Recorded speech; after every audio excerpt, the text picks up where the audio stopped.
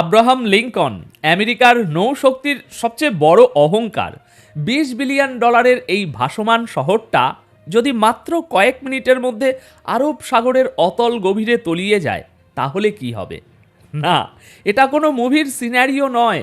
খোদ ইরান গতকাল রাতে আমেরিকাকে এই ভাষাতেই ওয়ার্নিং দিয়েছে। তারা পরিষ্কার বলে দিয়েছে, লোহা লক্করের পাহাড় নিয়ে আমাদের ভয় দেখাবেন না, ওটা ডুবিয়ে দিতে আমাদের হাত কাঁপবে না।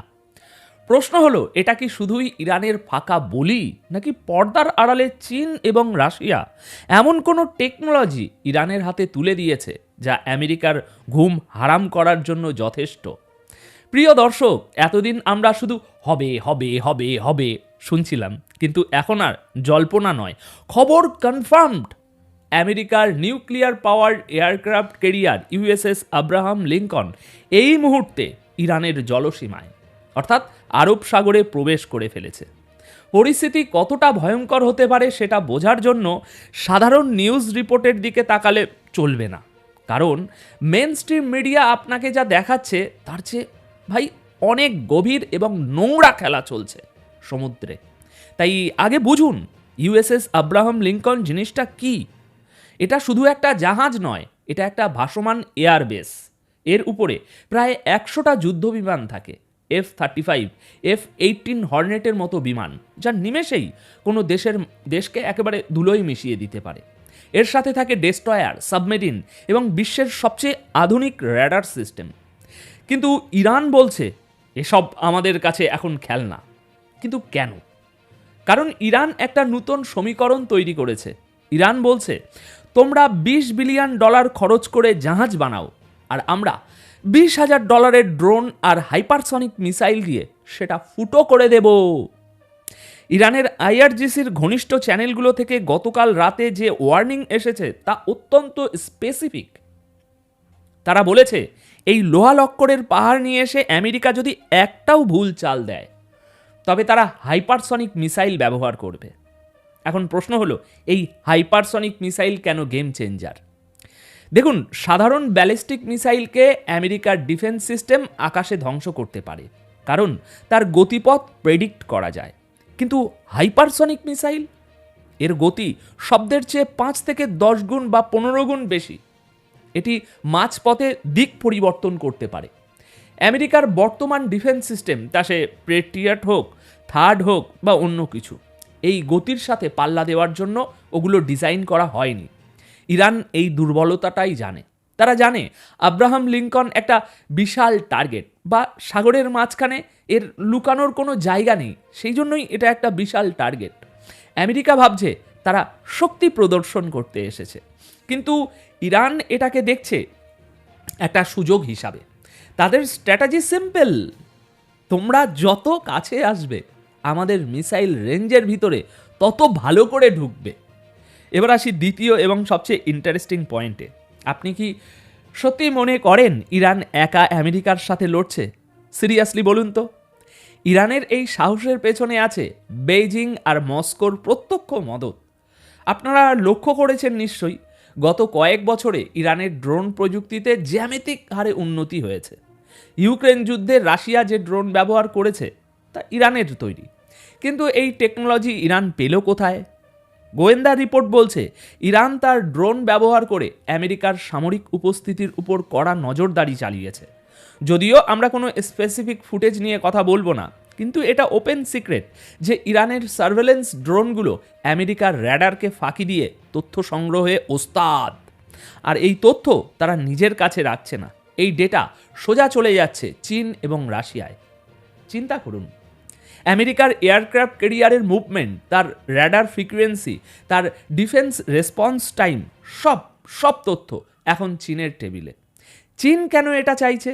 কারণ চীন সাউথ চায়না সিতে আমেরিকার সাথে, আজ যেমন ইরানের সাথে হচ্ছে আমেরিকার, ভবিষ্যতে আমেরিকার সাথে চীন লড়বে। তারা চাইছে তাদের টেকনোলজি এবং স্ট্র্যাটেজি ইরানের মাধ্যমে আমেরিকার উপরে টেস্ট করে নিতে। এটাকে বলে প্রক্সি ওয়ারফেয়ার। চীন চাইছে আমেরিকার গর্ব এই আব্রাহাম লিঙ্কন ইরানের হাতে ধ্বংস হোক। এতে সাপও মরবে, লাঠিও ভাঙবে না। আমেরিকার নৌশক্তি দুর্বল হবে, আর চীনের হাতও নোংরা হবে না। আচ্ছা, এর টেকনিক্যাল দিকটা একটু সহজ করে বোঝাই। দেখুন, আমেরিকার জাহাজে এজিস কম্বাট সিস্টেম আছে, যা একসাথে অনেকগুলো টার্গেট মোকাবিলা করতে পারে। কিন্তু এরও একটা লিমিট আছে। ইরান পরিকল্পনা করেছে সোয়াম অ্যাটাক বা ঝাঁকে ঝাঁকে ঝাঁকে হামলা। ধরুন, ইরান একসাথে 500টি সস্তা ড্রোন, 200টি স্পিড বোট এবং 100টি অ্যান্টিশিপ মিসাইল ছুড়ে মারল। আমেরিকার ডিফেন্স সিস্টেম হয়তো এর মধ্যে 700টি টার্গেট ধ্বংস করলো, কিন্তু বাকি 100টা, ওই 100টা ড্রোন বা মিসাইল যদি আব্রাহাম লিঙ্কনে গিয়ে আঘাত আনে, তবে এই $20 বিলিয়ন প্রজেক্ট ওখানেই শেষ। ইরান জানে তারা প্রযুক্তিতে আমেরিকার সমান নয়, তাই তারা খেলছে কিসে খেলছে বলুন? সংখ্যার খেলায়। এটাকে বলে অ্যাসিমেট্রিক ওয়ারফেয়ার। আমেরিকার একটা মিসাইল আটকাতে খরচ হয় $2 মিলিয়ন, আর ইরানের ওই মিসাইল বানাতে খরচ হয় $20,000। তাই ইকোনমিক্যালি এই যুদ্ধ আমেরিকা মেয়াদে চালাতে পারবে না। দেখুন, আমেরিকাও কিন্তু বোকা নয়, তারা জানে বিপদ আসছে। রিপোর্ট বলছে আব্রাহাম লিঙ্কনের সাথে সাথে আমেরিকা আরও একটি বিশাল যুদ্ধজাহাজ পাঠাচ্ছে, যা মিসাইল ডিফেন্স সিস্টেমের ঠাসা। এছাড়াও ইসরায়েলে এবং মধ্যপ্রাচ্যের বিভিন্ন ঘাঁটিতে থার্ড ব্যাটারি মোতায়েন করা হচ্ছে। অর্থাৎ আমেরিকা ইরানের চারপাশে আকাশ, জল এবং স্থল 3 দিক থেকে একটা লোহার দেওয়াল তুলে দিচ্ছে। কিন্তু সমস্যা হলো, ডিফেন্স সিস্টেম 100% নির্ভুল হয় না। আয়রন ডোমও ফেল করে যখন একসাথে হাজার হাজার রকেট আসে। আর ইরান তো শুধু রকেট মারবে না রে ভাই, তারা হাইপারসনিক, তাদের যেসব মিসাইল আছে ফাতা 1 বা ফাতা 2, সেই সব মিসাইল ব্যবহার করতে পারে। এই মিসাইলগুলো বায়ুমণ্ডলের বাইরে গিয়ে আবার ভিতরে ঢুকে একেবারে জিগজ্যাগ জিগজ্যাগ করে এরকম এরকম এরকম করে নিচে নামে। বর্তমান বিশ্বের কোনো র্যাডার এটাকে লক করতে পারে না। যদি ইরান সত্যি এটা ব্যবহার করে, তবে আমরা ইতিহাসে প্রথমবারের মতো কোনো সুপার ক্যারিয়ার ডুবতে দেখব। ইরান দাবি করছে তাদের কাছে আমেরিকার ফ্লিটের এমন সব ফুটেজ এবং ডেটা আছে যা তারা শেয়ার করেছে চীন ও রাশিয়ার সাথে। এর মানে আমেরিকার সারপ্রাইজ অ্যাটাকের আর কোনো সুযোগ নেই। ইরান জানে আমেরিকা কোথায় আছে এবং তারা তাদের আঙুল ট্রিগারে রেখে বসে আছে। এদিকে আমেরিকা একা নয়, সাথে আছে ইসরায়েল। নেতানিয়াহু সরকার স্পষ্ট করেছে যে তারা ইরানের নিউক্লিয়ার ফ্যাসিলিটি এবং তেল শোধনাগারগুলোতে সবার প্রথমে হামলা চালাতে চায়। আমেরিকা এতদিন বারণ করলেও এখন মনে হচ্ছে ট্রাম্প প্রশাসনের এই অ্যাগ্রেসিভ নীতির কারণে আমেরিকাও এবার গ্রিন সিগন্যাল দিয়ে দিয়েছে। যদি ইসরায়েল ইরানে হামলা চালায়, ইরান এবার আর লোক দেখানো হামলা করবে না। গতবার তারা আগে থেকে বলে হামলা করেছিল যাতে ক্ষয়ক্ষতি কম হয়, কিন্তু এবার ইরানের সুপ্রিম লিডার এবং আইআরজিসির স্পষ্ট বক্তব্য, নো মোর ওয়ার্নিং। এবার হামলা হবে ধ্বংসাত্মক। তেল শোধনাগার ওড়াবো, পার্লামেন্ট ওড়াবো এবং আমেরিকার দম্ভ চূর্ণ করব। সুতরাং আব্রাহাম লিঙ্কন এখন ইরানের জলসীমায়, বন্দুকের নল একে অপরের দিকে তাক করা। একটা ছোট্ট ভুল কিংবা একটা উস্কানিমূলক ট্রাম্পের আচরণ, ব্যাস তৃতীয় বিশ্বযুদ্ধের সাইরেন ব ব করে বেজে উঠবে।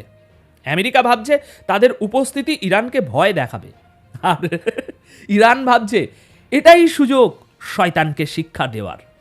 এই ইগোর লড়াইয়ে বলির পাঠা হতে পারে আপনার মতো সাধারণ মানুষ আর বিশ্ব অর্থনীতি।